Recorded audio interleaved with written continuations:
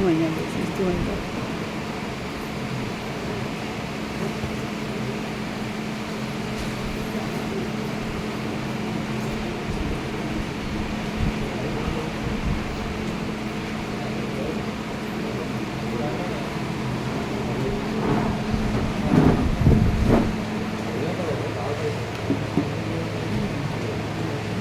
અંદર જગ્યા છે બહાર બેઠા છે બહાર અંદર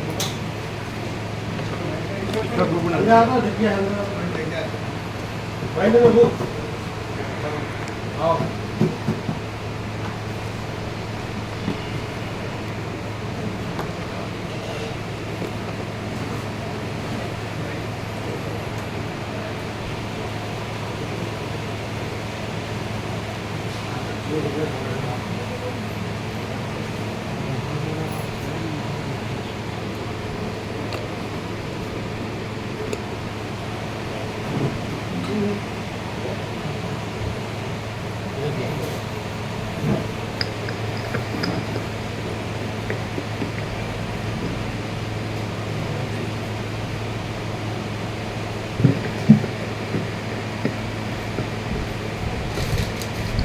परम चिदाकाश, परम ज्योति, अखंड ज्योति, अनंत पूर्ण परम चिदाकाश, परम शांति, स्वयं सिद्ध, स्वयं प्रकाश, स्वयं पूर्ण, स्वस्वरूप, यही सब कुछ है, इसके सिवा कुछ नहीं है। शून्यवास, अनंत कोटि, महाकल्प है ही नहीं। वशिष्ठ राम निर्वाण उत्तरार्ध।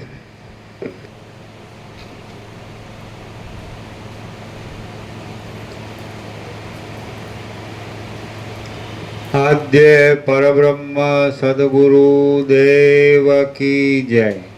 ओम श्री परमात्मने नमः। श्री योग वासिष्ठ महारामायण निर्वाण प्रकरण उत्तरार्ध सर्ग 149 पेज नंबर 1589। सर्ग 149 स्वप्न वृत्तांत। आ 149 सर्ग में स्वप्न वृत्तांत में पोताने घेर आवेला ए मुनिना मुखमांथी अनेक ने समान दुख आदि प्राप्तिना निमित्त संभळाया विषे वर्णन आवशे। मरी गया पछी जीवोने पिंड लेवामां अने बीजा देहोनुं ग्रहण करवामां शुं कारण छे? एवी रीते वस्तुतः जोता प्रथमथी ज आ सर्व सृष्टिओ कारण विना ज भ्रांति रूपे भाषा करे छे। एवा ज प्रकारे तेनी प्रवृत्ति थया करे छे અને એવી જ રીતે તેનો સંહાર પણ થતો રહે છે। આકાશમાં ભ્રાંતિ વડે દેખાતા કુંડાળાની પેઠે આ સર્વ ઘણા કાળના અનુભવથી થયેલ ભ્રાંતિ વડે જ દેખાય છે। આમ બ્રહ્મ પોતે જ સૃષ્ટિરૂપે થયા છે અને તેમણે પોતાના રૂપના જ પાછળથી પૃથ્વી આદિ સંજ્ઞાઓ કલ્પેલી છે। પ્રથમ ચિદાકાશની અંદર પવનમાં પ્રકટ થતી ચલન શક્તિની પેઠે किंवा मनोराज्यनी पेठे सृष्टिओ कौंसमां सूक्ष्म रूपे खड़ी थई जाय छे अने पछी ते पोतानी मेळे देह तथा तेना कर्म आदि कारणोनी कल्पना करी ले छे।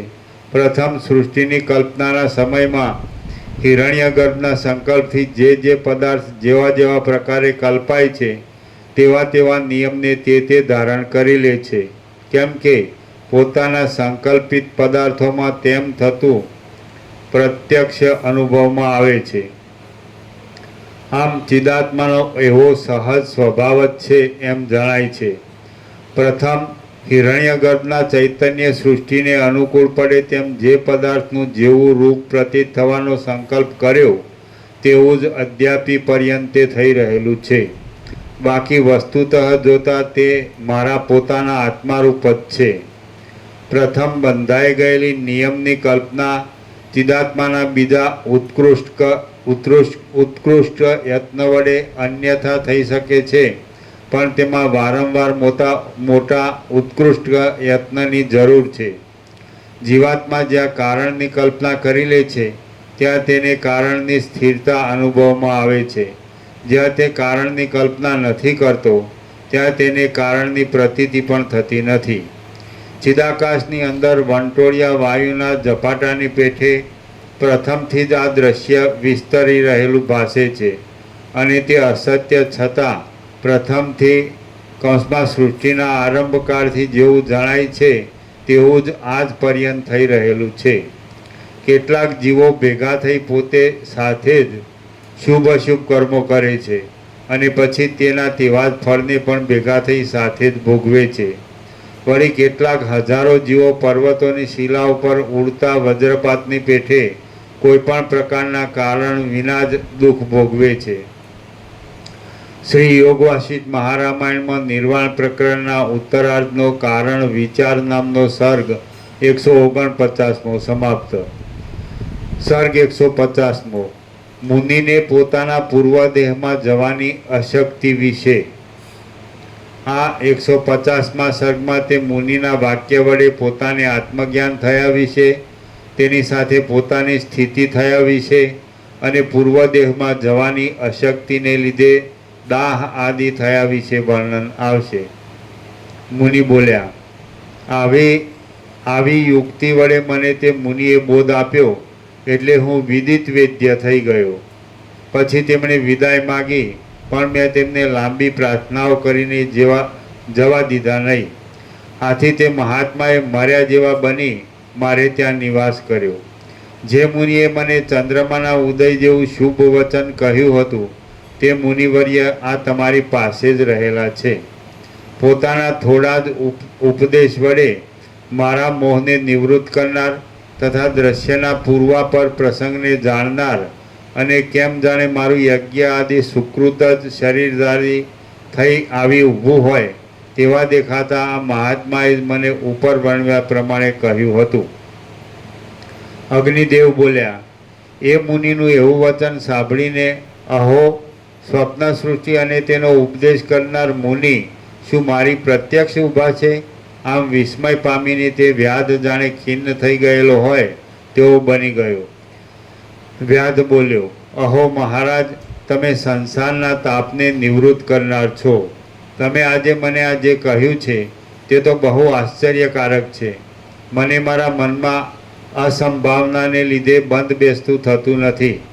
હે મહારાજ, આપે સ્વપ્નની અંદર જે મુનિને પોતાને ઉપદેશ આપનાર કહ્યા છે તેમને પાછા તમે આ જાગ્રત અવસ્થામાં પ્રત્યક્ષ રૂપે કહો છો અને તેમ તે અનુભવમાં પણ આવે છે. આ મને મોટું આશ્ચર્ય ભાસે છે.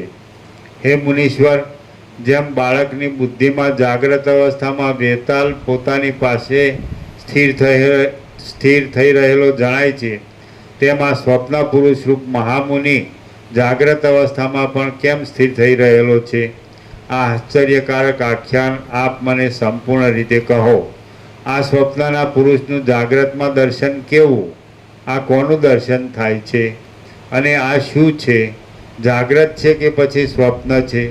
મને તો ખરેખર આ સગળું અત્યંત વિસ્મય પમાડનાર છે. મુનિ બોલ્યા, હે મહાભાગ, ત્યાર પછી મારું જે કંઈ આશ્ચર્યકારક વૃત્તાંત બન્યું તે હું સંક્ષેપથી કહું છું, તમે તે સાંભળો. તમે એકાએક અતિ ઉતાવળ ન કરો.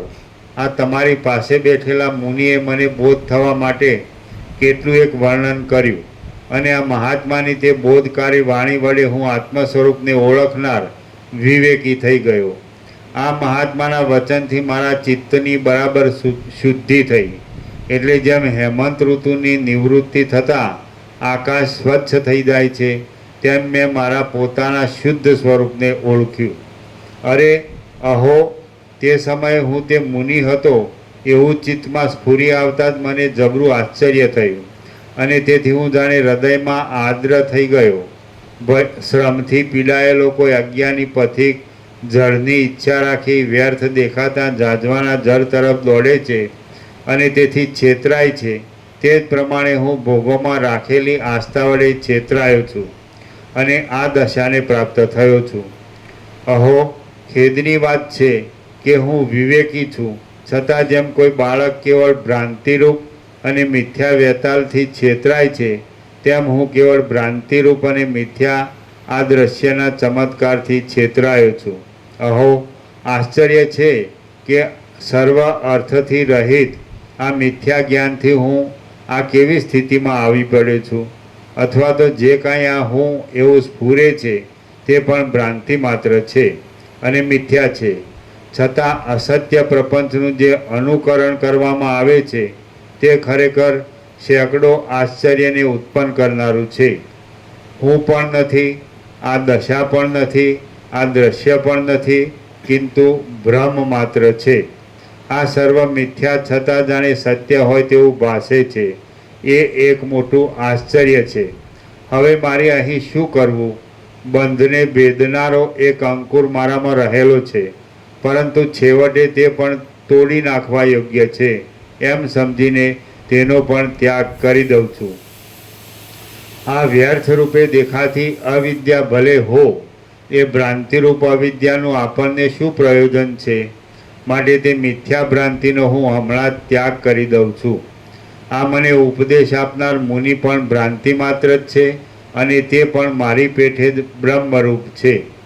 દિવસે વાદળામાં દેખાતા પુરુષના આકારની પેઠે તે બ્રહ્મમાં એક આભાસ રૂપે ભાસે છે. હવે મને જ્ઞાનનો ઉપદેશ આપનાર મહામુનિને હું આ વિષય કરું એવો વિચાર કરી મેં તે મુનિને કહ્યું, હે મુનિશ્રેષ્ઠ, હું મારા પોતાના આશ્રમમાં રહેલા પ્રથમના મુનિ શરીરને જોવા જાઉં છું. તેમજ જે પ્રાણીના શરીરમાં આ બધું દેખાય છે તેને પણ જોવા માટે બહાર જોઉં છું. આવા મારા વચન સાંભળી તે મહાત્મા મુનિવરે હસતા હસતા મને કહ્યું કે તમારા એ બંને દેહ ક્યાં છે? એ તો ભસ્મ થઈ જઈ બહુ દૂર જતા રહ્યા છે. અથવા તો હે ભૂતકાળને જાણનાર મહાશય, તમે પોતે જ ત્યાં જાઓ અને ત્યાં જઈ વૃત્તાંતનું અવલોકન કરો. જો તમે જોશો તો એ વિશેનો નિર્ણય થતાં સર્વ પોતાની મેળે જ તમારા જાણવામાં આવી જશે. એ પ્રમાણે તે મુનિએ કહ્યું. પછી હું પૂર્વના દેહનો વિચાર કરી ત્યાં જવાને ઈચ્છી રહ્યો. મેં મારા તે સ્થૂળ દેહ સંબંધી અનુસંધાનને અને સ્વપ્ન સંબંધી પ્રાતિભાષિક સત્તા વડે ઉત્પન્ન થયેલ હું પાર્થિવ શરીર રૂપ જ છું એવા પ્રકારના પોતાના કાલ્પનિક રૂપને છોડી દીધું. હવે મેં મારા પ્રાણ ઉપાધિવાળા ચિદાત્માને કૌંસમાં જીવને તેના પ્રાણ દ્વારા વાત વ્યૂહમાં જોડી દીધો. હે મુનિ, હું જ્યાં સુધી મારા પૂર્વદેહને જોઈ અહીં આવું ત્યાં સુધી આપે અહીં જ રહેવું એમ એ મુનિને કહી મેં પવનની અંદર પ્રવેશ કર્યો. પછી તેમાં પ્રવેશ કરી હું પવનરૂપી રથ ઉપર આરૂઢ થયો. જેમ પુષ્પની સુગંધ અનંત આકાશમાં ઘણા કાળ સુધી ભમ્યા કરે છે તેમ હું પણ ત્વરાથી આકાશની અંદર ભમવા લાગ્યો. પછી હું ઘણા લાંબા સમય સુધી તેમાં ભમ્યો, પણ મને તેના ગળાનું છિદ્ર મળ્યું નહીં. આમ તે વાતવ્યૂહમાં ગૂંચવાઈ રહેવાથી મને ખેદ થવા લાગ્યો. વળી પાછો હું મારા આત્માના બંધન સ્તંભરૂપ એવા આ જગતમાં આવ્યો અને અહીં આ સર્વોત્તમ મુનિને મારી આગળ જ જોવા લાગ્યો.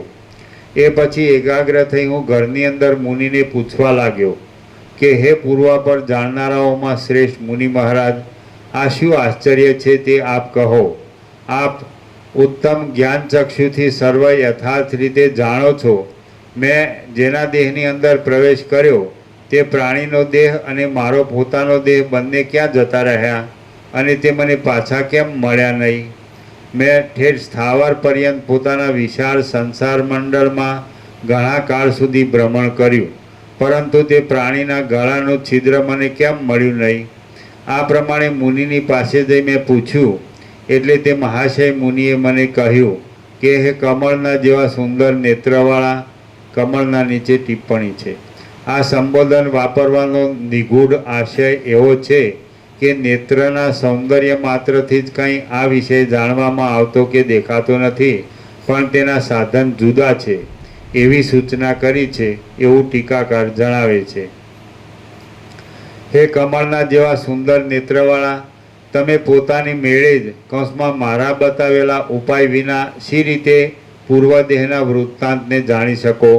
જો એ વિષય તમે યોગ વડે એકાગ્ર થયેલી બુદ્ધિ વડે જોશો તો હાથમાં રહેલા કમળની પેઠે નિશેષ રીતે તેને જાણી શકશો. કદાચિત તમારે કૌંસમાં તે જોવાની ઈચ્છા ન હોય અને મારા વચન વડે સાંભળવાની જ ઈચ્છા હોય તો હું બનેલા વૃત્તાંતને અનુસરી અખંડિત રીતે કહીશ, તે તમે સાંભળો. વસ્તુતઃ જોતાં તમે આ જે વ્યષ્ટિ જીવ રૂપે અનુભવમાં આવો છો તે તેવા રૂપે નથી જ.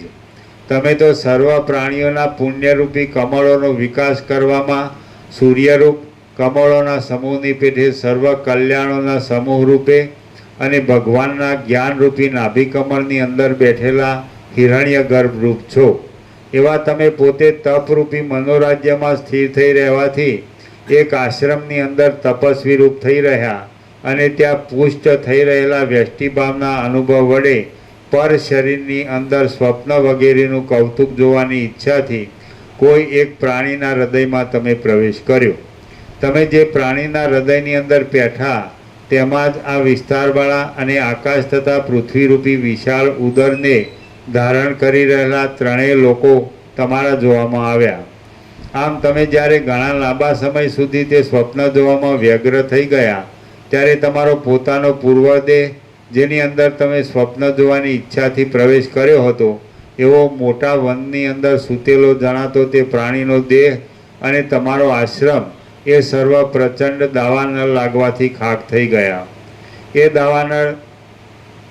દાવાનળ ધુમાડાઓ વડે ધૂસરા બની ગયેલા વાદળારૂપી વસ્ત્રોવાળા આકાશના આડંબરને ઉત્પન્ન કરતો હતો અને ઉડ્યા કરતા તથા બળાત્કારથી ઉત્પન્ન થતા ઉંબાડિયાના ચક્રો વડે તે સૂર્યમંડળનો તથા ચંદ્રમંડળનો ભાવ બતાવતો હતો.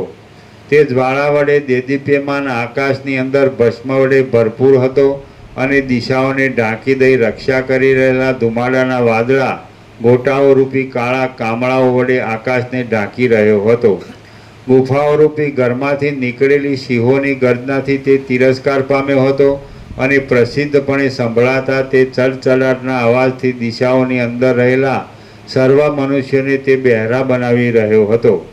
તે ચોતરફ ફેલાઈ ગયો હતો. તેથી તાલ અને તમાલના વૃક્ષો જાણે અગ્નિના વૃક્ષો જેવા જણાતા હતા. એ વૃક્ષ સમૂહો તૂટી પડતા હતા. તેથી ઉત્પાતના વહનીના અથવા ઉત્પાતના મેઘના કડાકા થતા હતા. આથી તે અગ્નિ કોલાહલથી ઘટ થઈ રહ્યો હતો. દૂર દેશમાં રહેલા મનુષ્યોને તે જોવા માત્રથી સ્થિર વીજળીની ભ્રાંતિ ઉપજાવતો હતો અને તે આકાશમાં રસરૂપ સુવર્ણના રસ વડે લીંપાયેલ ભીંતના ભાવને પેદા કરતો હતો. અગ્નિના મનોહર તણખાઓ વડે તે આકાશની અંદર તારાઓના સમૂહને બમણો દીપાવતો હતો અને આકાશના વક્ષસ્થળમાં રહેલી જ્વાળારૂપી બાળ વનિતાના નેત્રને તણખારૂપી આનંદદાયી કટાક્ષથી આનંદ ઉત્પન્ન કરતો હતો. વળી જ્વાળાઓના ધમધમાટવાળા શબ્દોથી તે આકાશની અંદરના ભાગને ગજાવી મૂકતો હતો અને ગુફાઓ રૂપી ઘરમાંથી બહાર નીકળેલા ભ્રમિત થઈ ગયેલા તથા નિંદ્રા રહિત થઈ રહેલા જંગલી લોકોની વિષય દશાને ઉત્પન્ન કરતો હતો તથા અર્ધદગ્ધને ભાગતા સિંહ, મૃગ, પારધીઓ તેમજ પક્ષીઓ વડે તે યુક્ત હતો. વળી તે ઉના ઉકળ્યા કરતા તળાવોના અને નદીઓના પ્રવાહોની અંદર ઉગ્ર એવા વ્યાઘ્ર આદિ જીવોને તથા જળચરોને પચાવી દેતો હતો. પ્રદીપ્ત જ્વાળાઓમાં બળતી બાળચમરીઓથી તે સુંદર અને ચપળ દેખાતો હતો અને તે બળતા વનના પ્રાણીઓના મેદના ગંધ વડે વીંટાયેલા વાદળાઓવાળો હતો. પ્રલયકાળના અગ્નિ જેવા અને સર્પની પેઠે ચારે બાજુ પ્રસરી રહેલા એ પ્રચંડ દાવાનળ વડે તમે અને તમારો આશ્રય એ સગડું ભસ્મ થઈ ગયું. વ્યાધ બોલ્યો, હે મહારાજ, શું ત્યાં અગ્નિ લાગવાનો કશો હેતુ બન્યો હતો? વળી તે વન તથા તેમાં રહેલા બ્રહ્મચારી આદિના દેહો એ સર્વ એકસાથે જ કેમ ભસ્મ થઈ ગયા? મુનિ બોલ્યા, સંકલ્પ આદિનો ક્ષય અને ઉદય થવામાં જેમ સંકલ્પ કરનાર પુરુષના મનનું સ્ફુરણ જ એક હેતુરૂપ છે, તેમાં ત્રણેય લોકોનો સંકલ્પ કલ્પના કરનારું વિધાતાના મનનું સ્ફુરણ જ તરતમાં ત્રિલોકીરૂપ થઈ જાય છે. તેથી ત્રણેય લોકના ક્ષયમાં અને ઉદયમાં એ વિધાતાના મનનું નિશ્ચયાત્મક સ્ફુરણ જ હેતુરૂપ છે.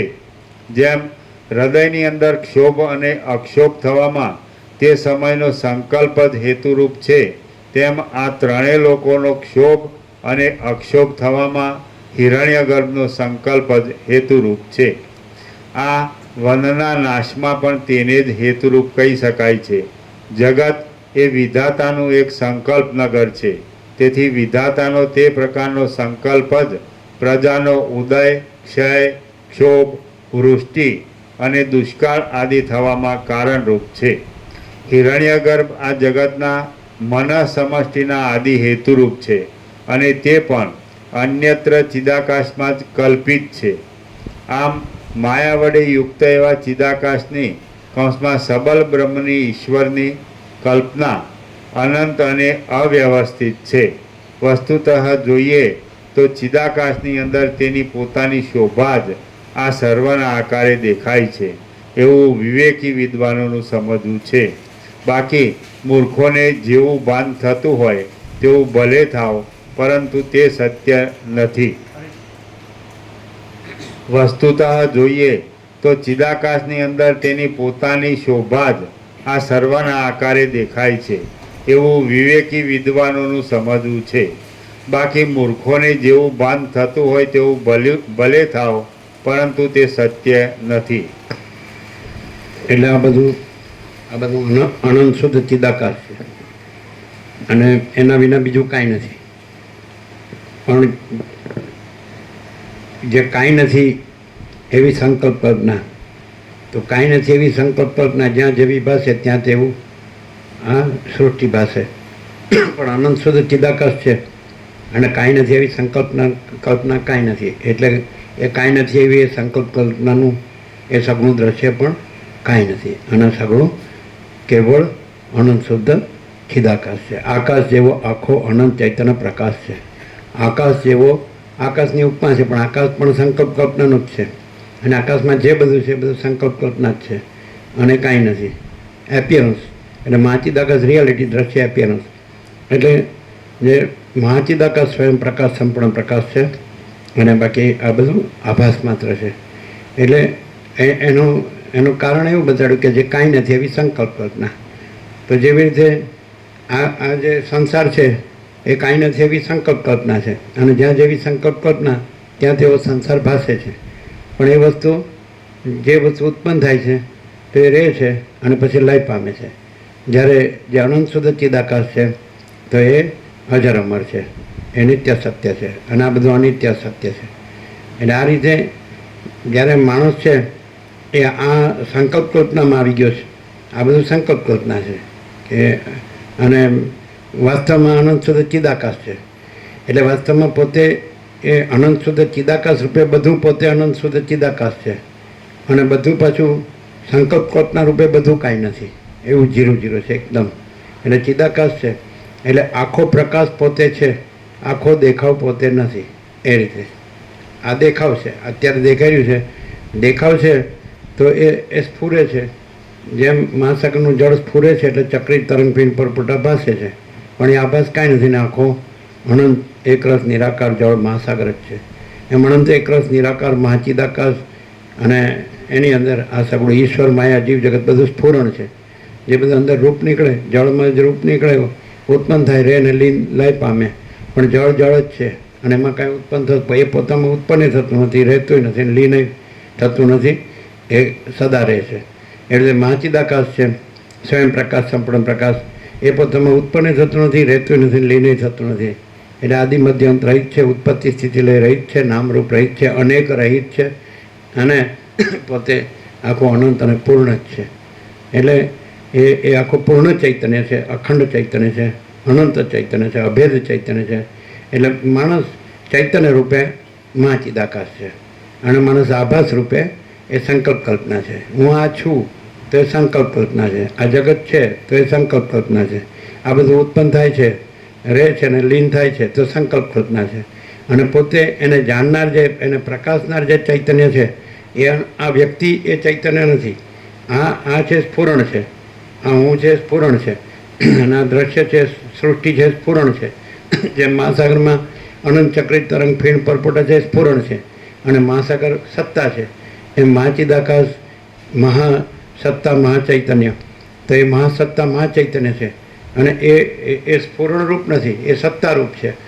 અને આ જે બધું દેખાય છે ઈશ્વર માયા જીવ જગત અને નામરૂપ ઉત્પત્તિ સ્થિતિ લઈ અનેક બધું જુદું જુદું, તો એ સ્ફુરણ છે. સ્ફુરણ છે આભાસ છે અને સત્તા છે એ જેને પરબ્રહ્મ કહે છે, પરમાત્મા કહે છે, આત્મા છે. સત્તા છે એ આત્મા છે અને સ્ફુરણ છે એ આભાસ છે. તો હું આ છું એવું હોય તો એ ભ્રમ છે, હું આ નથી. આ સ્ફુરણ છે તો આભાસ છે, એ તો ઉત્પન્ન થાય છે અને લીન થાય. જ્યારે આત્મા છે જે સ્વયં પ્રકાશ છે, સ્વસંવેદ્ય છે, તો એ સત્તા છે. અને બ્રહ્મ કહે છે, આત્મા કહે છે, ચિદાકાશ કહે છે, તો એ સત્તા છે. એટલે સત્તા છે એ આત્મા છે અને સ્ફુરણ છે એ આભાસ માત્ર છે. જેમ કે જળ અને તરંગ, તો જળ છે સત્તા છે અને તરંગ છે સ્ફુરણ છે. જળ પોતે જ તરંગ આકારે સ્ફુરે છે પણ જળ નિરાકાર જ છે અને તરંગનો આકાર કાંઈ નથી. એવી રીતે બ્રહ્મ પોતે આ જગત આકારે સ્ફુરે છે પણ બ્રહ્મ સત્તા છે અને આ જગત સ્ફુરણ છે એ આભાસ માત્ર છે, કાંઈ નથી. તો જે આ આખો અખંડ પૂર્ણ તત્વબોધથી માણસ આખો એમ કે આખો જે સત્તા છે એનો બોધ થાય છે અને સ્ફુરણ છે એનો બાદ થાય છે. ઉપર એક માત્રનો જ ફેર છે, બોધ અને બાદ. એટલે સ્ફુરણ બાધિત છે અને બ્રહ્મ છે બોધ છે. એટલે જે બોધ છે એ બ્રહ્મ છે અને જે સ્ફુરણ છે એ બાધિત છે, એટલે નથી. જે જળ છે તો તરંગનો આકાર છે, જળ સાચું પણ તરંગનો આકાર એ આભાસ માત્ર છે. કારણ કે જળ નિરાકાર છે, નિરાકારમાં આકારનો આભાસ સંભવે નહીં. એમ જગત છે આકાર છે અને બ્રહ્મ છે નિરાકાર છે, અનંત નિરાકાર પરબ્રહ્મ આકાશ, અને એ પ્રકાશ છે. એ સર્વત્ર સદા એ અનંત પૂર્ણ સ્વયં પ્રકાશ, એ સ્વસંવેદ્ય, એ પોતે પોતાનો અનુભવ, પોતે જ અનુભવ, પોતે જ જ્ઞાન, પોતે જ ચૈતન્ય, પોતે જ બોધ. તો એ પોતે છે અને એ પૂર્ણ છે અને એમાં આ સ્ફુરણ છે, એ સ્ફુરણ આકારે પોતે ભાસે છે પણ પ્રકાશ છે અને સ્ફુરણનો આભાસ નથી. આવી વાત છે, સમજાય? એટલે આ બધું થાય છે એનું કારણ કહે છે કે આનું કારણ શું? તો કે બ્રહ્મ છે એમાં પોતામાં કોઈ કારણ નથી. એ તો પોતે એક જ અદ્વિતીય અનાદિ આનંદ છે, ચિદાકાશ. એટલે ચૈતન્ય પ્રકાશ, આખો અનંત શુદ્ધ ચૈતન્ય આકાશ અને ચૈતન્ય પ્રકાશ રૂપી આકાશ. એટલે આકાશ જેવો આખો અનંત ચૈતન્ય પ્રકાશ છે અને એની અંદર આખું આ જે અનંત સૃષ્ટિ રૂપી જે સ્ફુરણ છે તો આકાર છે એ આભાસ છે. નિરાકાર ચૈતન્ય પ્રકાશ છે એ પરબ્રહ્મ છે, એ આત્મા છે, એ ચિદાકાશ. અને જે આકાર છે એ આભાસ માત્ર છે. આકારથી મહાસાગરને ચક્રી તરંગ ફીણ પરપોટા કહેવામાં આવે છે, આકારથી. અને નિરાકારથી એ જ વસ્તુ એ મહાસાગર છે. આકારથી જળને ચક્રી તરંગ ફીણ પરપોટા કહેવામાં આવે છે અને એ જ ચક્રી તરંગ ફીણ પરપોટા નિરાકારથી જળ છે એટલે મહાસાગર છે. એટલે એવી રીતે આકારથી મહાચિદાકાશને સ્વયં પ્રકાશ સંભ્રમ એને આ દ્રશ્ય રૂપે કહેવામાં આવે છે અને દ્રશ્યને જ નિરાકાર રૂપે એ મહાચિદાકાશ છે. એટલે મહાચિદાકાશ જ છે, જળ અને તરંગ બે નથી, જળ જ છે. પણ જળને જો એને આકારના ભ્રમથી જો જોવામાં આવે તો એ તરંગ ભાસે છે, પણ આકારના ભ્રમ રહિત અને નિરાકાર એના સ્વરૂપમાં જોવામાં આવે તો એ પોતે જળ છે. એટલે જળ અને તરંગ બે નથી, સમજાય છે? એટલે જ્યાં આગળ આકારનો ભ્રમ છે તો ત્યાં આગળ આ હું છું, આ જગત છે, હું છે, મારું છે, હું બીજા, મારું બીજા, ભેદ અનેક છે, આ બધો ભેદ પાસે છે. જેનામાં આકારનો ભ્રમ હોય તો એના આ જે દેખાય છે ને એ આવું દેખાય, જગત દેખાય. અને જેનામાં આકારનો ભ્રમ ન હોય ને અને જેનામાં નિરાકારનો બોધ હોય ને તો એને આ બધું મહાચિદાકાશ છે. એકદમ સિમ્પલ છે, આ બધું બ્રહ્મ છે. પણ કેવી રીતે કે એ નિરાકાર ચૈતન્ય પ્રકાશ રૂપે, અનંત ચૈતન્ય પ્રકાશ રૂપે આ બધું બ્રહ્મ છે અને એ જ એ અનંત ચૈતન્ય પ્રકાશ જે પરમાત્મા છે કેવળ, અને એ નિરાકાર છે, નિરંજન નિરાકાર નિર્વિકાર. તો એ જ આકારના બ્રહ્મથી જગત આકારે પાસે છે. પણ આકારનો બ્રહ્મ સાચો નથી. કેમ? કારણ કે જળ તમે હાથમાં લે તો એ નિરાકાર છે, એમ ચિદાકાશ છે નિરાકાર છે, પરબ્રહ્મ પરમાત્મા નિરંજન નિરાકાર. તો જેનામાં આકારનો બ્રહ્મ છે એને હું છું ને જગત છે, હું જન્મું છું, જીવું છું, અને આ બધું રાગ દ્વેષ કરું છું, અને આ પોતે બીજા પોતાનું બીજાનું છે, બડા છોટા ભલા બુરા, આ સ્ત્રી પુરુષ છે, આ ગરીબ તવંગર છે, આ રાય રંગ છે, આ ઊંચ નીચ છે, આ વિદ્વાન મૂર્ખ છે, આ સંસારી ત્યાગી છે. આ બધા ભેદા ભેદો એ કોને હોય? જેને આકારનો ભ્રમ હોય એને આવા ભેદના ભ્રમ ભાસે છે, આ બડા છોટા ભલા બુરા. અને જેનામાં આકારનો ભ્રમ ન હોય એને બધું અનંત નિરાકાર પરબ્રહ્મ આકાશ જ છે, પોતે એ જ છે. સાચો પોતે બધાનો નિરાકાર પરબ્રહ્મ આકાશ છે, અને ખોટું પોતે બધાનો હું આ જીવ છું ને આ જગત છે, આ પંચભૂત છે, આ ઉત્પન્ન થાય છે ને રહે છે ને લીન થાય છે, આ જન્મ મરણ છે ને આ સુખ દુઃખ છે ને એવું. એટલે જેનામાં આકારનો ભ્રમ નથી એ અનંત નિરાકાર પરબ્રહ્મ આકાશ છે પોતે.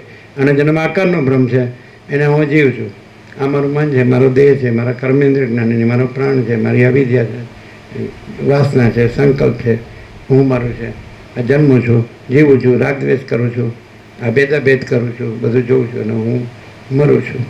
આ આકારના બ્રહ્મના જન્મ મૃત્યુ છે, બાકી નિરાકારના એ અજર અમર છે. એટલે પોતે અનંત નિરાકાર પરબ્રહ્મ આકાશ છે તો પોતે અજર અમર છે. અને પોતાના આકારના બ્રહ્મથી હું આ છું ના જગત છે. તો જન્મ મૃત્યુ જરા વ્યાધિ દુઃખ દોષાનું દર્શનમ, ગીતામાં કૃષ્ણ કહે છે કે જો આકાર છે તો એનું શું છે? તો કે એના જન્મ છે, એનું મૃત્યુ છે, જરા વૃદ્ધાવસ્થા છે, વ્યાધિ રોગ છે, દુઃખ છે, દોષ છે. આકારના બ્રહ્મનું આ બધું છે. અને નિરાકારમાં કાંઈ થતું નથી. એને પરમ ચિદાકાશ, પરમ જ્યોતિ, અખંડ જ્યોતિ, મહાચિદાકાશ, સ્વયં પ્રકાશ, સંપૂર્ણ પ્રકાશ, અને પૂર્ણ બ્રહ્મ, અનંત તેજઘન, અનંત ચિદઘન, અને પરમાકાશ કેવલ અનંત તેજઘન, અને પરમાકાશ અખિલ આત્મા પૂર્ણ બ્રહ્મ પરમાત્મા, ત્યાં નિરંજન નિરાકાર નિર્વિકાર, અને અપરિચ્છિન્ન પરમાકાશ, પરમ ચિદાકાશ, અને અનંત સંપૂર્ણ, અનંત સર્વત, અને અપરિચ્છિન્ન, અને તુર્યાતીત, અને સ્વસંવેદ્ય, અને સહજ નિર્વિકલ્પ. તો આ છે એ આખો આકાશ જેવો આખો અનંત ચૈતન્ય પ્રકાશ છે ને એ અનંત એકરસ નિરાકાર મહાચિદાકાશ તો આ જ છે. અને જેવી રીતે મહાસાગર છે એ અનંત એકરસ નિરાકાર જળ મહાસાગર, અને એમાં આ ચક્રિત તરંગ ફીન પર પડે એ પોતે જ એ સ્ફુરણ કહેવાય, આકાર રૂપે ભાસે છે પણ આકાર બ્રહ્મ છે અને નિરાકાર સત્ય છે. મહાસાગરનું જળ નિરાકાર છે અને ચક્રિત એ જ જળ આકારના ભ્રમ રૂપે ચક્રિત તરંગ ફીન પર પડે અને એના ઉત્પત્તિને લય ભાસે છે, પણ એ નથી. એમાં કાંઈ ઉત્પન્ન થતું નથી, કાંઈ લીન થતું નથી. એ મહાચિદાકાશ મહાસાગરમાં કાંઈ ઉત્પન્ન થતું નથી, કાંઈ લીન થતું નથી. જો એમ લાગે કે હું આ છું ને આ જગત છે અને હું જન્મ્યો છું, જીવું છું ને મરી જવાનું છું, તો પછી આકારનો ભ્રમ છે. અને જો ખરેખર અનંત નિરાકાર પરબ્રહ્મ આકાશ છે અને મેં એ પોતે જન્મ, એમાં જન્મ મરણ નથી, સુખ દુઃખ નથી, હું મારું નથી, રાગદ્વેષ નથી, એમાં સંસારનો ભ્રમ નથી, તો પછી એ છે જ, એ તો પોતે સ્વયં સિદ્ધ, સ્વયં પ્રકાશ, સ્વયં પૂર્ણ સ્વસ્વરૂપ. અને જો આકારનો ભ્રમ હોય તો હું મારો દેહ છે, પછી આ મારું કર્મેન્દ્રિય જ્ઞાનેન્દ્રિય છે, આ મારા મન બુદ્ધિ ચિત્તાંકાર છે, આ મારા પ્રાણ છે, આ મારું જીવ છે ચિદાભાસ, આ મારી અવિદ્યા છે, સત્વગુણ રજોગુણ તમોગુણ પ્રકૃતિ છે, અને આ હું ઉત્પન્ન થાઉં છું, રહ્યો છું ને મરું છું, આ ધન છે ને આ ભોગો છે, આ ઘર છે ને આ પ્રજા છે ને પ્રજાની પ્રજા છે ને આ તો તમારે એનો તો કોઈ પાર જ નથી. આમ તમે જોવો તો મહાસાગરમાં જે મોજા છે ઉછળે છે અને ઉત્પન્ન થાય ને લીન થાય, તો એવી રીતે આ સૃષ્ટિરૂપી મોજા ઉત્પન્ન થાય, જગતરૂપી કે સંસારરૂપી કે સર્ગરૂપી કે બ્રહ્માંડરૂપી કે વિશ્વરૂપી, જે આ શબ્દો જ છે, શબ્દો નથી, પણ આપણને દેખાય કે આ બધું છે નાશવંત છે અને એક જ અવિનાશી છે. ચિદાકાશ અવિનાશી છે અને આખો આભાસ નાશવંત છે, મિથ્યાને નાશવંત છે, સ્વપ્ન જેવો ને જાંજવાનો જળ જેવો છે, અસત છે, અસાર છે ને દુઃખ છે. આમાં બધા દોડે જ, પૈસાને ભોગવવા માટે જ દોડે છે અને પછી મરી જાય છે. અને એમાં આ ભ્રાંતિ કાંઈ નથી. અને પોતે અનંત પ્રકાશ, અનંત આનંદ, અનંત શાંતિ છે. જેને જોવે એને માટે પોતે જ છે, અને જેને ન જોવે એને માટે ક્યાંય કશું જ નથી. જેને જોઈએ એને માટે પોતે જ છે, અને જેને ન જોઈએ એને માટે ક્યાંય કશું જ નથી. ભ્રાંતિમાં ભટકીને મરવાનું, બીજું કાંઈ નહીં. અને જેને વિવેક છે, જેને જ્ઞાન છે, તો એ પોતે ચૈતન્ય છે. અને ચૈતન્ય એક જ છે, પરમ ચિદાકાશ, પરમ જ્યોતિ, અખંડ જ્યોતિ, મહાચિદાકાશ, સ્વયં પ્રકાશ, સંપૂર્ણ પ્રકાશ, પૂર્ણ બ્રહ્મ, અનંત તેજગન, અનંત ચિદગન, અને પરમાકાશ કેવલ અનંત ચિદગન, અને પરમાકાશ અખિલ આત્મા, પૂર્ણ બ્રહ્મ, પરમાત્મા પોતે જ છે. પોતે ચૈતન્ય જ પરમાત્મા છે, પરબ્રહ્મ પરમાત્મા. અને પોતે જળ બ્રહ્મ, આ દ્રશ્ય બ્રહ્મ, તો એ પોતે કાંઈ નથી. જો પોતે આકારનો ભ્રમ રાખે તો પોતે કાંઈ નથી. અને પોતે જો નિરાકારના બોધથી રહે તો પોતે જ અનંત નિરાકાર પરબ્રહ્મ આકાશ છે. સીધું ડાયરેક્ટ, નો વાયા મીડિયા, 0 નો કોમ્પ્રોમાઇઝ. સમજે? પોતે નિરાકારના બોધથી રહે તો પોતે જ અનંત, કારણ કે એક જ છે નિરાકાર. અનંત નિરાકાર પરબ્રહ્મ આકાશ પોતે જ છે. અનંત નિરાકાર પરબ્રહ્મ આકાશ, હું જ અનંત નિરાકાર પરબ્રહ્મ આકાશ છું. અને જો હું આકારનો ભ્રમ રાખું તો હું આ જીવને જગત, તો પછી એમાં જન્મ મરણ છે, એમાં સુખ દુઃખ છે, હું તો મારું તારું છે, રાગ દ્વેષ છે, ભેદાભેદ છે, બડા છોટા બલો. આ જો એક જંતુની, એક ચિત્તની, એક વૃત્તિ એક ક્ષણ પણ સ્થિર રહેતી નથી, એ તો પછી એમાં સત્ય શું છે? અનિત્યના સત્ય. અને હું નિરાકાર, હું પોતે નિરાકાર પરબ્રહ્મ આકાશ છું, પ્રકાશ છું. આખો પ્રકાશ પોતે છું અને આખો દેખાવ પોતે નથી. હું આખો પ્રકાશ પોતે છું અને આખો દેખાવ પોતે નથી. સમજાય? તો પછી દેખાવ, જેને આકારનો ભ્રમ હોય તો એ નાશવંતનો ભ્રમ છે. અને જેને નિરાકારનો બોધ હોય તો એ અવિનાશી પ્રકાશ છે. સમજાય? અવિનાશી તો તદ્વિધિ યેન સર્વમિદમ તતમ વિનાશમવ્યયસ્યાસ્ય ન કશ્ચિત કર્તુમર્હતિ. કૃષ્ણ અર્જુનમાં ગીતામાં કે એને તો અવિનાશી જાણ, કે જે સર્વત્ર વ્યાપ્ત છે, જેના વડે આ સર્વ વ્યાપ્ત છે. અને એ અવિનાશીનો નાશ કરવા કોઈ સમર્થ નથી. અવિનાશી તો તદ્વિધિ, એને તો અવિનાશી જાણ. યેન સર્વમિદમ તતમ, જેના વડે આ સર્વ વ્યાપ્ત છે, તું પોતે જ. તું આ આકારનો ભ્રમ તું નથી. હું આ જીવ છું ને જગત છે. જે ઉત્પન્ન થાય છે અને લીન થાય છે એ તું નથી. પણ જે ઉત્પન્ન પણ નથી થતું, લીન પણ નથી થતું, જે અજર અમર છે, એ અવિનાશી તું છે, કે અવિનાશીનો નાશ કરવાને કોઈ સમર્થ નથી. સમજે છે? વિનાશમ અવ્યયસ્યાસ્ય ન કશ્ચિત કર્તુમર્હતિ. અને એના સર્વમિદમ તતમ, જેના વડે આ સર્વ વ્યાપ્ત છે. એનો અર્થ એમ કે એ સર્વત્ર છે, સદા છે, નિત્ય છે, સત્ય છે, એ પરમ જ્યોતિ છે, અખંડ જ્યોતિ છે, તેજ છે, પ્રકાશ છે. તો અનંત પ્રકાશ, અનંત આનંદ, અનંત શાંતિ, અજર અજર અમર. અને આ હું છું તો મરવા માટે જ છે, દુઃખી થઈને.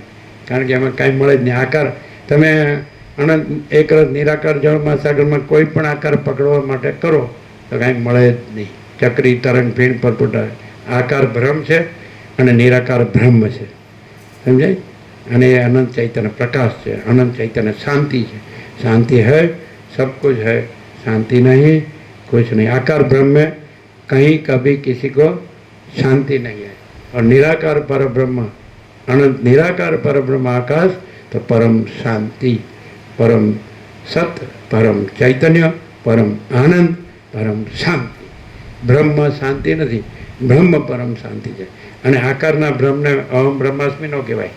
આ આકારનો બ્રહ્મ છે જે મિથ્યાને નાશવંત છે, એને અહમ બ્રહ્માસ્મિ નો કહેવાય. એ અનંત નિરાકાર પરબ્રહ્મ આકાશ છે. એ પરબ્રહ્મ, પરબ્રહ્મ છે. કોઈ અહમ પરબ્રહ્મ નથી. સમજાય? અહમ છે એ મિથ્યાને નાશવંત છે, અસત અસાર દુઃખ છે, અને એ સ્વપ્ન જેવું જાણવાના જળ જેવું છે. એ કાંઈ નથી. જે આકારનો ભ્રમ છોડી દે છે એ પછી ત્યાં પોતે જ અનંત નિરાકાર પરબ્રહ્મ આકાશ, અને ત્યાં એ પરમ પ્રકાશ, પરમ આનંદ, પરમ શાંતિ રહેલી જ છે. એ છે જ. એ પરમાત્મા પ્રથમથી રહેલા છે, નવા આવતા નથી. પણ જ્યાં અહંકારનો ભ્રમ છે ત્યાં પરમાત્મા આવરણમાં છે. એમાંય વળી અહંકારને પરમાત્મા કહે તો પછી આવરણનું આવરણ. એક તો અહમ થયું એટલે આવરણ તો થયું, પાછું અહમને બ્રહ્મ કહેવાનું, પરમાત્મા કહેવાનું, એટલે આવરણનું આવરણ. એટલે બધી સુરત ન થાય. એટલે પેલું કહીએ છે ને આપણે કે બે ચોપડી ફાડી, બે પૈસા મળ્યા, બે વાત બોલતા આવડી ગઈ, એટલે માચી દાખલ કે આઈસી કે તાઈસી. બે ચોપડી ફાડી, બે પૈસા મળ્યા, બે વાત બોલતા આવડી ગઈ, એટલે માચી દાકાશ કે આઈસી કે તાઈસી. આ કોઈના બાપનું રાજ નથી. આ માચી દાકાશ ઉપર कुछ नहीं, उसके सिवा कुछ नहीं, उसमें दूसरा कुछ नहीं, उसमें होता कुछ नहीं, महाचिदाकाश ही महाचिदाकाश जो है सो है। महाचिदाकाश स्वयं प्रकाश संपूर्ण प्रकाश, महाचिदाकाश स्वसंवेद्य सहज निर्विकल्प, महाचिदाकाश सब कुछ है, मैं कुछ नहीं है। महाचिदाकाश परम कैवल्य, परम शांति। शांति है, सब कुछ है, शांति नहीं, कुछ नहीं है।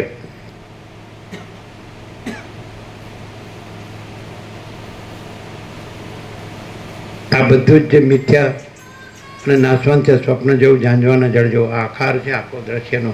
તો એમાં રાજ્ય ભોગોલક્ષ્મી છે, અવમન વાસના છે અને દ્રષ્ટા દ્રશ્ય છે, પંચભૂત છે. તો આ બધું આવે છે ને જાય છે, રહેતું નથી. અને મહાસાગર સદા રહેલો છે, અનંત સંપૂર્ણ મહાચિદાકાશ મહાસાગર. ચક્રી તરંગ ફીણ પરપોટા આવે છે ને જાય છે, પણ મહાસાગર એ સદા રહેલો છે. મહાચિદાકાશ સર્વત્ર સદા રહેલું છે. બાકી આ સૃષ્ટિરૂપી આ ચક્રી તરંગ ફીણ પરપોટા એ તો છે જ નહીં. બ્રહ્મ માત્ર એમ લાગે છે કે ઉત્પન્ન થાય છે અને લીન થાય છે, પણ કાંઈ ઉત્પન્ન થતું નથી, કાંઈ લીને થતું નથી. અને આખો અજર અમર અનંત પૂર્ણ પરમ ચૈતન્ય પ્રકાશ સ્વરૂપ જ છે, અનંત અખંડ અભેદ. અને મહાચિદાકાશ જ્યોતિ અનંત અખંડ અભેદ અને મહાચિદાકાશ જ્યોતિ મહાતત્વ મહાસામાન્ય.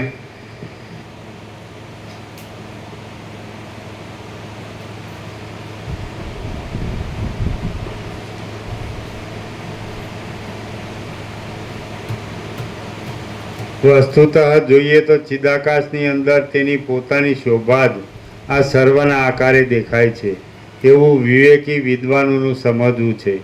બાકી મૂર્ખોને જેવું ભાન થતું હોય તેવું ભલે થાવ, પરંતુ તે સત્ય નથી. શ્રી યોગ વાસિષ્ઠ મહારામાયણમાં નિર્વાણ પ્રકરણના ઉત્તરાર્ધનો મૂર્ખ કોને કહેવાય? જેને આ સંસાર આકાર ભ્રાંતિ સાચી લાગતી હોય એને મૂર્ખ કહેવાય. આ સંસાર આકાર ભ્રાંતિ સાચી લાગતી હોય એને મૂર્ખ કહેવાય. અને જેને અનંત નિરાકાર પરબ્રહ્મ આકાશ સાચું લાગતું હોય, એમાં પોતાનું હુંય સાચું ન લાગતું હોય, મારુંય સાચું ન લાગતું હોય, જગતે સાચું ન લાગતું હોય, એને વિવેકી કહેવાય. જેને અનંત નિરાકાર પરબ્રહ્મ આકાશ સાચું લાગતું હોય, જે અખંડ સચ્ચિદાનંદ સ્વરૂપ છે, જે પરમ શાંતિ સ્વરૂપ છે, એ જ સાચું લાગતું હોય. હુંય સાચું ન લાગતું હોય, મારુંય સાચું ન લાગતું હોય, જગતે સાચું ન લાગતું, કાંઈ કોઈ નહીં है, कुछ नहीं है, कुछ होता नहीं है. જેને આકાર ભ્રમ સાચો લાગતો હોય એ મૂર્ખ છે. અને જેને અનંત નિરાકાર પરબ્રહ્મ આકાશ સાચું લાગતું હોય, આખો પ્રકાશ પોતે છે, આખો દેખાવ પોતે નથી. આકાર છે, દેખાવ છે, અને પ્રકાશ છે એ મહાચિદાકાશ છે, એ પરબ્રહ્મ પરમાત્મા. સમજે? સ્વયં પ્રકાશ.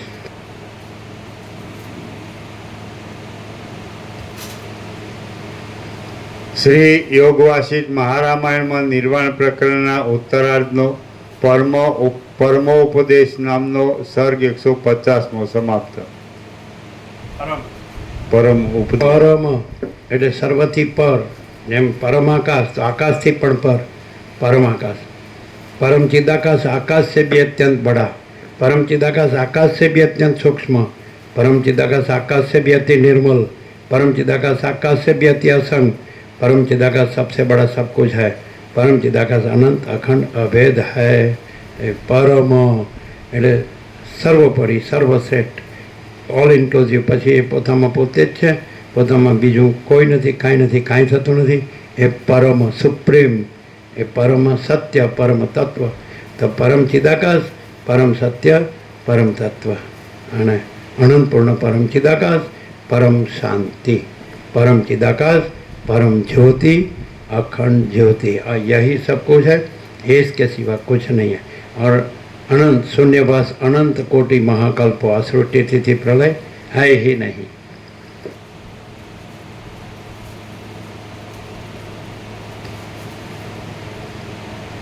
સર્ગ 151મો અગ્નિ સર્વને બાળી નાખશે. આ 151મા સર્ગમાં અગ્નિ આશ્રમને તથા તે મુનિના શરીરને બાળી નાખશે તે વિશે તથા પવન વડે તેની ભસ્મ ઉડી જવા વિશે અને સ્વપ્નમાં જાગ્રતની સ્થિતિ દેખાયા વિશે વર્ણન કરવામાં આવશે. બીજા મુનિ બોલ્યા, ત્યાં તે નગર, તે ઘરો અને તે વૃક્ષો એ સર્વ સુકાયેલા ઘાસની પેઠે ક્ષણવારમાં ભસ્મ થઈ ગયું, જેના અતિ સંતાપથી શિલાઓ પણ ફાટી જાય. આખું જગત છે એ મૂર્ખાઓનું જગત છે. વસિષ્ઠ કહે છે કે બ્રહ્મ અને પરમાત્મા એ શબ્દો કલ્પિત છે, ચૈતન્યનું ચૈતન્ય નામ પણ નથી. તો મૂર્ખાઓ આકારના બ્રહ્મ મરી જાય છે, એમાં દુઃખ અશાંતિ પામે છે અને એમાં જ રચ્યા પચારે છે સંસાર ભ્રાંતિમાં, મિથ્યા નાશવંત સ્વપ્ન જેવું જાંજવાનું છે. અને જે શબ્દો કાંઈ નથી એવા બ્રહ્મ અને પરમાત્મા શબ્દોથી ખાલી પોતાને જ્ઞાની માને છે. આ મૂર્ખાઓનું જગત છે. બ્રહ્મ અને પરમાત્મા એ શબ્દોથી પોતાને જ્ઞાની માને છે, પણ અંદર આકારના બ્રહ્મ મરી જાય છે. સમજાય? આ સ્ત્રી છે ને, આ પુત્ર છે ને, આ ઘર છે ને, આ ધન છે ને, આ સુખ છે, આપણે મોટા છીએ ને, આપણે સાચા છીએ ને, આપણે સારા છીએ ને, આપણે બધું જાણીએ છીએ ને, સુખી છીએ ને, મોટા સુખ, પણ આકારના બ્રહ્મ. અને બોલવાનું કે બધું પરમાત્મા છે, બધું બ્રહ્મ છે, એટલે આપણું બધું આપણે ને આપણું બધું બ્રહ્મ છે ને પરમાત્મા છે. પણ બ્રહ્મ અને પરમાત્મા શબ્દ કલ્પિત છે, એટલે કલ્પનાના શબ્દોથી પોતાને જ્ઞાની માને છે અને ખરે કલ્પનાના આકારથી પોતાને સુખી માને છે. કલ્પનાના શબ્દોથી બ્રહ્મ અને પરમાત્મા કે આ બધું બ્રહ્મ છે એ કોને કહે છે? જે કલ્પનાના આકાર છે એને બ્રહ્મ અને પરમાત્મા કહે છે. એટલે આખું જગત મૂર્ખાઓથી ભરેલું છે. કોઈક અરબોમાં કોઈક જ વસિષ્ઠ છે, બાકી બધા મૂર્ખના સરદાર જ છે, ગધેડા જ કહેવાય ને, ડોંકી. ગંદે ભોગો કે કીડે કૂદતે ગધે, બધા પૈસાને ભોગો પાછળ જ છે, કોઈ નહીં મળે વસિષ્ઠ સિવાય. वशिष्ठ केवल परम तत्व के ही पुजारी है, सारी दुनिया केवल माया की ही भिखारीन है. केवल वशिष्ठ केवल परम तत्वના પૂજારી છે, આખી દુનિયા કેવળ માયાની ભિખારણ છે. એ દેખાય જ છે. એક પણ માણસ એમ કહો તો તું પૈસાને ભોગો વગર તો પરમાત્મા રહે. પરમાત્મા શબ્દ નથી, એ અનંત ચૈતન્ય પ્રકાશ, અનંત ચૈતન્ય શાંતિ છે. રે ઇમ્પોસિબલ નહીં. આ જોવે, આ જોવે, આના વગર ન ચાલે, આના વગર ન ચાલે. આમાં જ મરી જવાય, આમાં જ દુઃખી થવાય, આમાં જ અશાંતિ ભોગવાય અને આમાં જ આપણે દુઃખને પણ સુખ માનવાનું, અશાંતિને પણ શાંતિ માનવાની અને હાવ કાંઈ નહીં એને પણ મોટા ગણવાના. અને કાંઈ જાણતો નથી તો આપણે બધું જાણીએ છીએ. જ્ઞાની મૂરખનો સરદાર. આખું જગત ગધેડાઓથી ભરેલું છે, બાકી કોઈક વસિષ્ઠ અરબોમાં એકાદ જ છે. સમજાય? તો કેવી રીતે ઓળખાશે? એ એના અનંત પ્રકાશથી ઓળખાય, એના અનંત આનંદથી ઓળખાય, એને એની અનંત શાંતિથી ઓળખાય. અને ગધેડાઓ આ માયા ભોગ વાસના ભ્રાંતિની ગુલામી, એ જ ગધેડા છે. માયા ભોગ વાસના ભ્રાંતિ એની ગુલામી, એનું મોહ, એ ગધેડા જ છે, મૂર્ખ જ છે. એટલે અંદર મૂર્ખાઓ શું જાણે છે એ અમે જાણતા નથી વસિષ્ઠ. કારણ હું જાણે, ધૂળ જાણે, ખાલી મરવા માટે જ બધું કરે છે, જીવવા માટે કાંઈ કરતો નથી. અને જે જ્ઞાન છે એ ચૈતન્ય છે, महाचिदाकाश स्वयं प्रकाश अनुभव ज्ञान. અને स्वयं प्रकाश को शब्द ज्ञान की अपेक्षा नहीं है. वशिष्ठ के राम ने कि आकाश में ऋग्वेद लिखा जा सकता है અને दुख तीन काल में नहीं है, ये मेरा आखिरी उपदेश है. અને સઘળી શ્રુતિઓ અદ્વિતીય બ્રહ્મનું પ્રતિપાદન કરે છે. અને આખું આકાશ જેવું એ અનંત અખંડ અભેદ અને સચ્ચિદાનંદ બ્રહ્મ છે. અને એની અંદર આ બ્રહ્મ આખો દ્રશ્યનો, સંસારનો, સૃષ્ટિનો, આખો વિશ્વનો, બ્રહ્માંડનો ભ્રમ કાંઈ નથી. જેમ આખો અનંત નિરાકાર, અનંત એક જ નિરાકાર જળ મહાસાગર છે અને આખા અનંત તરંગોનો ભ્રમ કાંઈ નથી. તો એવી રીતે આખો અનંત એક જ નિરાકાર મહાચિદાકાશ છે, એમાં એ મહાસાગર, અને એમાં આખો આ સંસારના મોજારૂપી ભ્રમ કાંઈ નથી. અનંત મોજા પણ એ કાંઈ નથી, અને અનંત મહાસાગર છે. પણ એ તો બ્રહ્મ મરે અને પાછો બ્રહ્મ બોલે, પણ બ્રહ્મ બોલવાની વસ્તુ નથી અને બ્રહ્મ મરવાની વસ્તુ નથી. અને બ્રહ્મ પોતે બ્રહ્મ છે અને બ્રહ્મ પોતે કાંઈ નથી. આ હું આ છું એ ભ્રમ છે, આ જગત છે ભ્રમ છે, આ હું મારું છે ભ્રમ છે. પાછો એમાં સુખ માને છે, એમાં આપણે મોટા, એમાં આપણે સાચા, એમાં આપણે સુખી, એમાં આપણે બધું જાણીએ છીએ, બધા આપણને ગણે છે અને માને છે.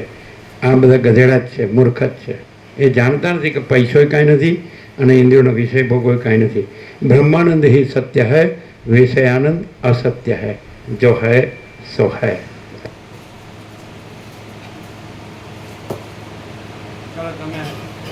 જે બધા તમે જે બધા જન્મ્યા છો તો એ બધા જે બધું જગત જોયું છે અને બધું કર્યું છે અને માન્યું છે, જાણ્યું છે કે ભોગ્યું છે કે રહ્યા છો. તમે એક માણસ એવો બતાડો કે જે માણસ કામિની કાંચન કીર્તિની વાસના ભ્રાંતિનો ગુલામ ન હોય. બતાડજો,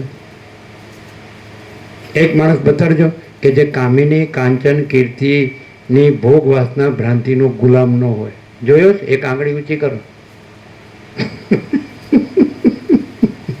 હાલા ગધેડા નથી તો શું છે? એટલે સીધી કે આડકતરી રીતે એ કે બીજા પ્રકારે થોડું કે સૂક્ષ્મ રૂપે ઇનડાયરેક્ટલી કે ડાયરેક્ટલી એવું કંઈ નહીં કે એટલે હું પૈસાને અડતો નથી પણ પૈસા જ ભેગા કરતો હોય. હું અડતો નથી. એના વગર ચાલતું જ હોય ને એની બધી ઝંઝટ હોય. સમજે છે કે નહીં? તો એવો બતાડો કે જેને કોઈ ઊની ઝંઝટ ન હોય. આગળ માયા ભોગ વાસના ભ્રાંતિના સંસારની કે મોહની કોઈ ઝંઝટ ન હોય અને પરમ શાંતિ હોય એવું બતાડો. વસીટ સિવાય એક્સેપ્ટ ના હોય. હા, શું બોલ્યો? કોણ બોલ્યું? સમજાય? બોલો. છે ને બધા? રામકૃષ્ણ પરમહંસ કે કોઈ મોટો પંડિત માનતો હોય પોતાને અને ફટર બધા શ્લોકો બોલતો હોય શાસ્ત્રના, પણ એનું મન જો કામિની કાંચનમાં હોય તો તણકલા જેવું લાગે. અને જેમ ગીતને સાંભળી ઊંચા ઉડે પણ એનું મન ક્યાં સડેલું મળતું છે ને ક્યાં ઉકળડો છે, એ તણકલા જેવું લાગે. એટલે કાંઈ વાણીવિલાસ બુદ્ધિવિલાસ એ કાંઈ જ્ઞાન નથી. અસર સત્યના આચરણને અનુભૂતિની થાય છે. અસર કોરા વાણીવિલાસ બુદ્ધિવિલાસની થતી નથી. બ્રહ્મ બોલતો હોય પણ ડોબું હોય, ડોબું. એ સમજે? જોરુકા ગુલામ હોય, જોરુકા ગુલામ. એ કાંઈ જ્ઞાન નથી. સમજે? આખી જિંદગી જોરું જેમ કેમ ઢહેડા કરવાના. ઢસાડા છે ને, ઘાયડા કે ઢસાડા, જોરું કે એમાં એની આંખે એ નચાવે એમ નાચવાનું. હવે આ બ્રહ્મ બોલે, હાલ શરમ નથી આવતી? બ્રહ્મ કાંઈ બોલવાનો શબ્દ છે? એ શબ્દ કલ્પિત છે. વસીટ કહે છે બ્રહ્મ શબ્દ કલ્પિત છે, પરમાત્મા શબ્દ કલ્પિત છે, શબ્દ નથી. પણ આકાશ જેવો આખો અનંત ચૈતન્ય પ્રકાશ છે. અનંત ચૈતન્ય પ્રકાશ, અનંત ચૈતન્ય શાંતિ. બાકી આ બધું હું આ છું ને આ મારું છે એ બ્રહ્મ કાંઈ નથી. 8-10 મણ લાકડાનો ઘરાક છે. લાકડા પર સુવાડે હોય ત્યારે એમ કે આ હું છું ને આ મારું છે. અત્યારે જેમ જાણી લે કે આ હું નથી અને આ જગત નથી અને જે પ્રકાશ છે તે એ બ્રહ્મ છે, જે અનંત અખંડ અભેદ છે, જે એક જ અદ્વિતીય અનાદિ અનંત છે, જે અપરિચ્છિન્ન છે, જે નિરંજન નિરાકાર નિર્વિકાર છે, જે અનંત નિરાકાર પરબ્રહ્મ આકાશ છે. સમજે? બ્રહ્મ કંઈ બોલવાની વસ્તુ નથી. પરમાત્મા એ તો ખબર વગર બધા બોલે છે એટલે બોલી જાય. બસ બધા આગે છે ચલી આતી હે, ગતાનું ગતિ શીલા ચાલુ, મતલબ ભેડચાલ જેને કહેવાય ને, ગાડરિયો પ્રવાહ. એમ બ્રહ્મ પરમાત્મા એ ગાડરિયો પ્રવાહ જ છે. એ કાંઈ કોઈ સાચો ન હોય. સાચો હોય તો એને સ્ત્રીનો મોહ ન હોય, એને ધનનો મોહ ન હોય, એને માનનો મોહ ન હોય. નિર્માન મોહ જીતસંગ દોષા અધ્યાત્મ નિત્યા વિનિવૃત્ત કામા દ્વંદ્વૈર વિમુક્તા સુખ દુઃખ સંગ નહીં ગચ્છન્તે મૂઢા પદમ અવ્યયમ તત્. ગીતામાં કૃષ્ણ કહે નિર્માણ મોહા, જે નિર્માની હોય, નિર્મોહી હોય. જીતસંગ દોષા, જેણે આસક્તિરૂપી દોષ જીત્યો છે. અધ્યાત્મ નિત્યા, જે નિત્ય બ્રહ્મ ચૈતન્ય પ્રકાશ પરાયણ છે. અધ્યાત્મ નિત્ય વિનિવૃત્ત કામા, જેનામાંથી સર્વ કામનાઓ નિવૃત્ત થઈ ગયેલી છે. વિનિવૃત્ત કામા દ્વંદ્વૈર વિમુક્તા સુખ દુઃખ સંગ નહીં. સુખ દુઃખ જે દ્વંદ્વો છે નામાત્મક, સુખ દુઃખ નામાત્મક જે દ્વંદ્વો છે તો એનાથી સંપૂર્ણ મુક્ત છે. સુખ દુઃખ એવા દ્વંદ્વોથી સંપૂર્ણ મુક્ત છે. ગચ્છન્તિ અમૂઢા, મૂઢા એટલે અજ્ઞાની, અમૂઢા એટલે જ્ઞાની. તો પદમ અવ્યયમ તત્, એ અવિનાશી પદને, જ્ઞાની એ અવિનાશી પદને પામે છે. મૂઢાની અમૂઢા, ગચ્છન્તિ અમૂઢા પદમ અવ્યયમ તત્. આવું કૃષ્ણ ગીતામાં કહે. અને આમાં તો બધું છે, માન ને મોહ ને આસક્તિ ને બધું. અધ્યાત્મ પરાયણ નથી, પૈસાને ભોગ પરાયણ છે. અધ્યાત્મ નિત્ય કે વિનિવૃત્ત કામનાઓથી ભરેલો છે, આશા તૃષ્ણાઓથી ભરેલો છે. અને દ્વંદ્વો છે, સુખ અને દુઃખ. આ મળ્યું તો પાછું સુખ, આ ગયું તો આ દુઃખ, ન મળ્યું તો એ દુઃખ, રાગ દ્વેષ. આની ઈચ્છા છે અને આની ઈચ્છા નથી. હવે આવા મૂઢો આ અવિનાશી પદને પામતા નથી, પણ જેમનામાં કોઈ કચરો નથી તો એ એવા જ્ઞાની આ અવિનાશી પદને પામે છે. રમણ કે જેનામાં અહંકાર નથી ત્યાં परमात्मा स्वयं प्रकाश है. जिसमें अहंकार नहीं होता है वहाँ स्वयं परमात्मा स्वयं प्रकाश है। परमात्मा शब्द नहीं है, परमात्मा अनंत चैतन्य प्रकाश, अनंत चैतन्य शांति। शांति है, सब कुछ है, शांति नहीं कुछ नहीं है। हूँ मारू करता हो एनी अंदर प्रोपर्टी खेचमताण हो, पैसा ने भोगोनी मारू से नहीं आपू, मारू से नहीं आपू। હવે મારું વાળવું મરવા માટે તૈયાર રહ્યો, અરે સડીને ગંદી ગટરમાં, ભોગોની ગંદી ગટરમાં સડીને મરવાનું ને તોય મારું. અને મને ખેંચમતા અંદર એમ લાગે, બહારથી બધા એમ લાગે બધા એક છે અને અંદર કોઈ એક ન હોય. અંદર બધા અહંકારના ભ્રમથી બધા અંદર સડીને મરતા હોય. समझे? वासना सबसे बड़ा शत्रु है। वसील कहते वैराग्य आत्मज्ञान सबसे बड़ा मित्र है और वासना सबसे बड़ी शत्रु है। वैराग्य आत्मज्ञान परमाकाश परम शांति, वासना भोगों धन गधा मजूरी दुख अशांति। वासना भोगों धन गधा मजूरी दुख अशांति। वैराग्य आत्मज्ञान परमाकाश परम शांति। शांति है, सब कुछ है, शांति नहीं कुछ नहीं। शांति बोलने से शांति नहीं है, शांति बोलने की वस्तु नहीं। જેમ રામકૃષ્ણ પરમહંસ કે મસ્ત દ્રષ્ટાંત, 5 વર્ષની અંદરનું બાળક ભગવાનનું રૂપ છે, તો એનામાં કાંઈ છે? ભગવાન સિવાય ચૈતન્ય સિવાય કાંઈ છે? અને આ તો બધી માયાભોગ વાસના ભ્રાંતિથી ભરેલો, અંદર બધો મોહ હોય અને બોલવાનું કેવળ પરમાત્મા ચાલે હોય, એના બાપનું રાજ ન હોય જાણે. પરમાત્મા બોલવાથી પરમાત્મા નથી, પણ અંદર કોઈ અમન વાસના ભ્રાંતિની ગુલામીમાં સુખ ભ્રાંતિ ન હોય અને અંદર પરમ શાંતિ આત્માની સાચી શાંતિ હોય, તો એ છે. એ શબ્દ નથી પણ એ અનુભૂતિ, એ પ્રકાશ છે, ચૈતન્ય છે. महाचिदाकाश स्वयं प्रकाश अनुभव ज्ञान और स्वयं प्रकाश को शब्द ज्ञान की अपेक्षा नहीं है, नहीं है, नहीं है। आकाश जेवो आखो अनंत चैतन्य प्रकाश है, ये आ संसार भ्रांति में दृश्यनो विषय नहीं, ये दृश्य थतो नहीं। समझाय कि नहीं? जे रीते सूर्यप्रकाश में त्रैलोक्य भासे है, तो ये प्रकाश त्रैलोक्यनो विषय नहीं। प्रकाश पोते प्रकाश है, पोतामां पोते प्रकाश। सूर्य पोतामां पोते सूर्य है, समझाय? एनाथी दृश्य भासे है पण एमां दृश्य कांई नहीं। तो एवी रीते ये अनंत शुद्ध चिदाकाश है, ये पोतामां पोते अनंत चैतन्य प्रकाश, अनंत चैतन्य शांति है અને પોતાથી આ દૃશ્ય ભાસે છે, સંસાર ભાસે છે, પણ એમાં સંસાર ભ્રાંતિ કાંઈ નથી। જો હૈ સો હૈ।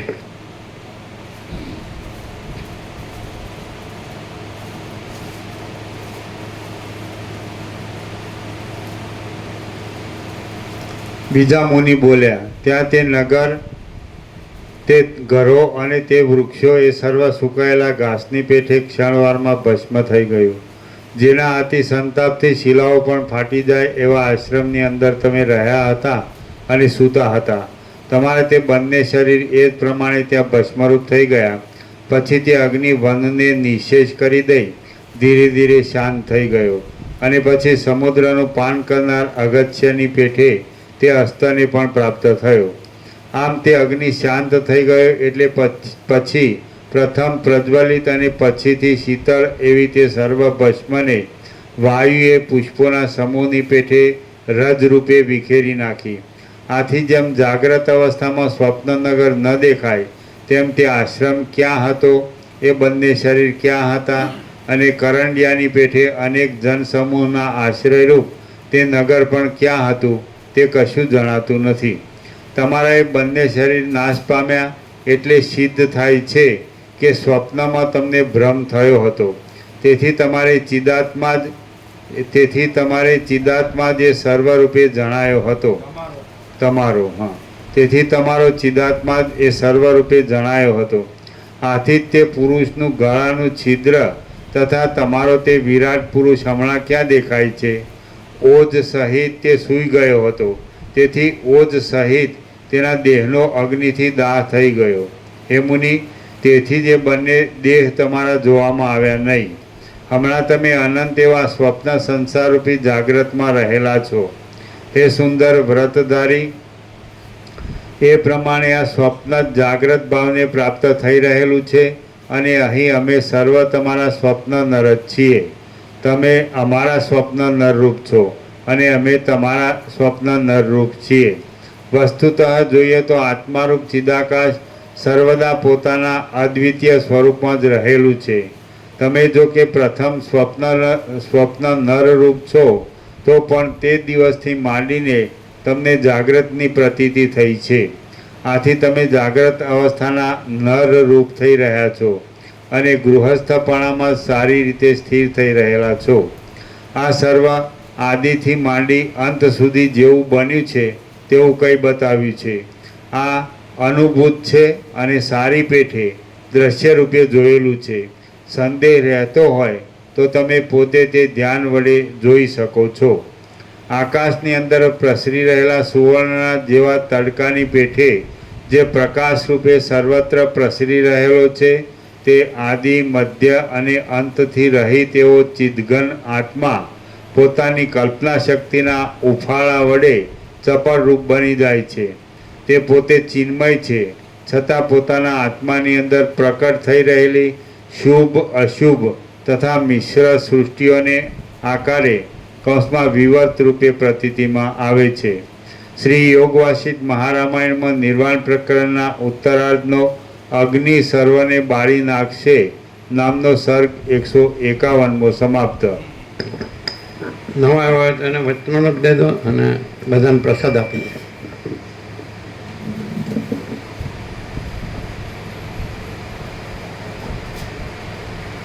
સિદ્ધપુરવાળા પ્રભુએ એમને ધર્મ એક જ આપવાનો.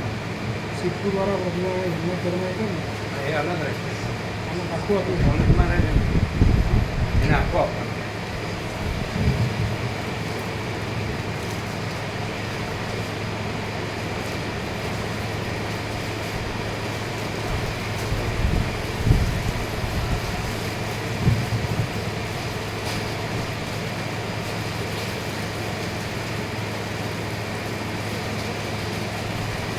સવારે ના આવે.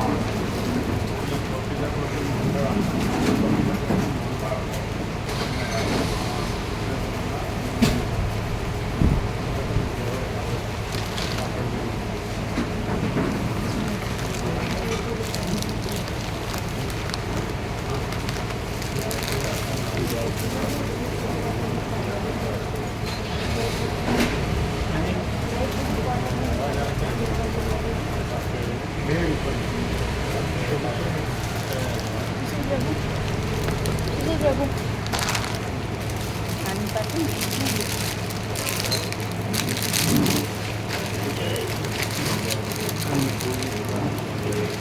જયપુરથી કોણ લાવ્યું છે એમાં સામે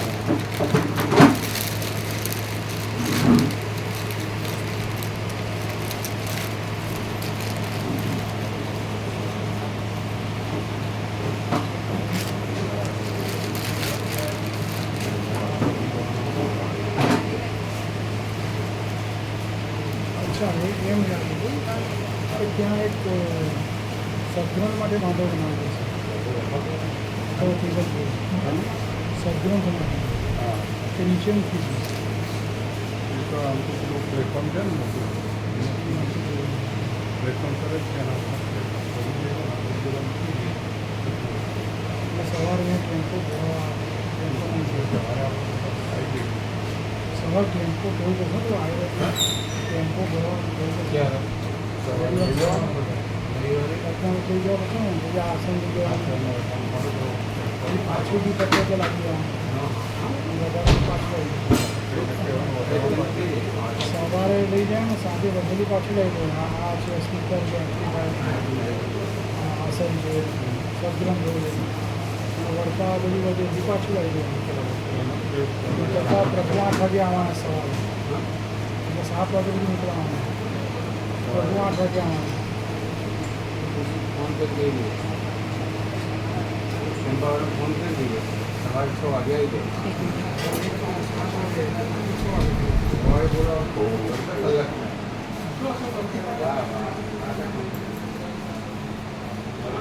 લાવવાનું ભરવાનું કલાક